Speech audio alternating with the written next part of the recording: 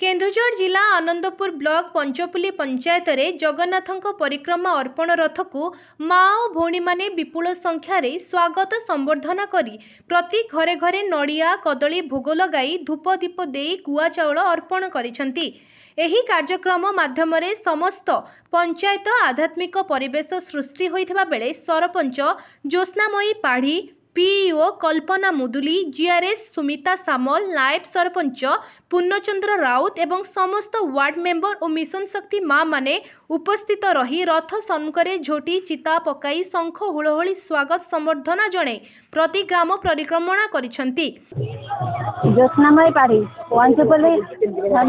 सरपंच ये जो परिक्रमा रथ आम ओडिशा सरकार जो प्रति पंचायत घर गाँ गाँ बुली मु बहुत गर्वित माने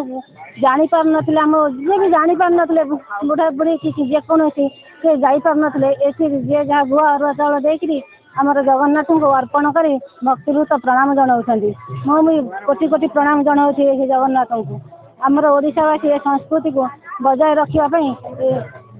सबुदिन एरा गोटे स्मरणीय रही आमर प्रति गाँ दाण्डे महिला माने मुरुज पकई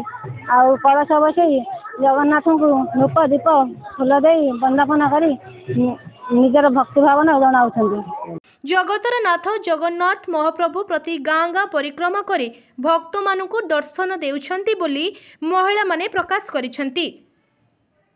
घसीपुरारू उपेंद्र साहू को रिपोर्ट फोकस प्लस।